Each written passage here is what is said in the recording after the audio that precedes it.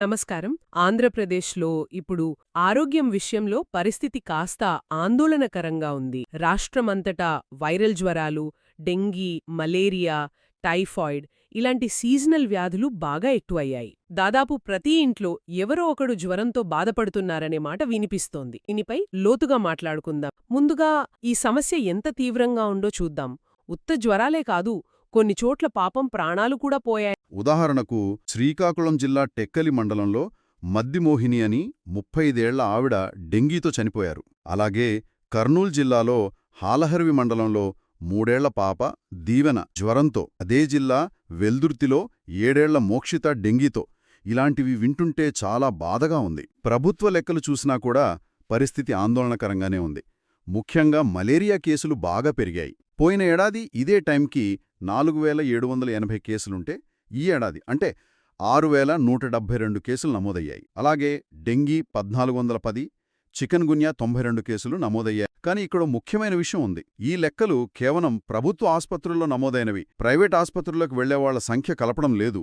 అందుకని అసలు కేసుల సంఖ్య మనం చూస్తున్న దానికంటే చాలా చాలా ఎక్కువగా ఉండే అవకాశం ఉంది. వాస్తవ పరిస్థితికి ఈ లెక్కరికి మధ్య పెద్ద గ్యాప్ ఉండొచ్చు. కొన్ని జిల్లాల్లో మరింత తీవ్రంగా ఉంది.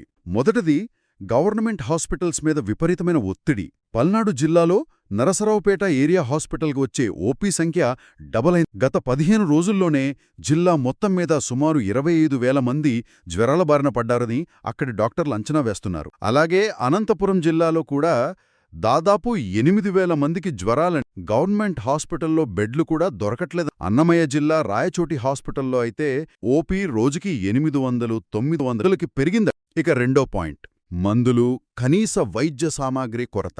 ఇది ఇంకా ఆందోళన కలిగించే విషయం. వైఎస్సార్ కడప జిల్లాలో ప్రభుత్వ ఆస్పత్రుల్లో కనీసం జ్వరం, జలుబు టాబ్లెట్లు కూడా సరిగా దొరకట్లేదు. దీంతో జనం బయట మెడికల్ షాపులకు వెళ్లాల్సి వస్తోంది. కర్నూల్లో అయితే సెంట్రల్ డ్రగ్ స్టోర్ దాదాపు ఖాళీ అయిపోయిందని కూడా ఒక రిపోర్ట్ చెప్పింది. ఇంకా గుంటూరులో డెంగీ కేసులు పెరుగుతుంటే గవర్నమెంట్ హాస్పిటల్స్లో ప్లేట్లెట్స్ కొరత ఉందంటే, అంటే హాస్పిటల్కి వెళ్లినా సరియైన టైంకి సరైన మందులందట్లేదు.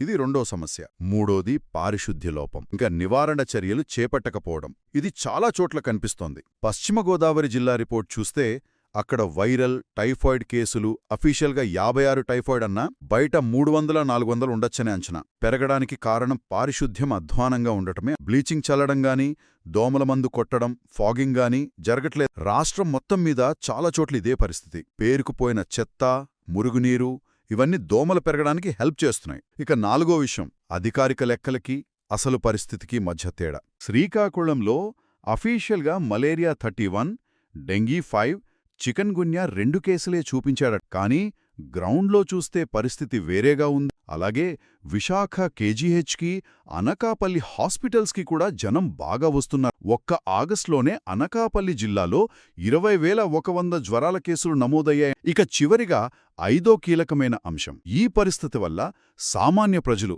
ముఖ్యంగా పేదలు ఎలా నలిగిపోతున్నారు అనేది. ప్రభుత్వాస్పత్రుల్లో సరిగా చూడట్లేదనో, మందుల్లేవనో, నమ్మకం లేకనో జనం తప్పనిసరి పరిస్థితుల్లో ప్రైవేట్ హాస్పిటల్స్కి పరుగులు పెడుతున్నారు. ప్రధానంగా 2 కారణాలు చెప్తున్నాయి. మొదటిది, పారిశుద్ధ్యం పూర్తిగా దెబ్బతినడం. స్వచ్ఛాంధ్ర కార్యక్రమం పేరు గొప్పగా ఉన్నా క్షేత్రస్థాయిలో పారిశుద్ధ్య పనులు, చెత్త తీయడం, మురుగు కాల్వలు శుభ్రం చేయడం ఇవేవీ సరిగా జరగట్లేదు. రెండో కారణం, నివారణ చర్యలు సరిగా చేపట్టకపోవడం.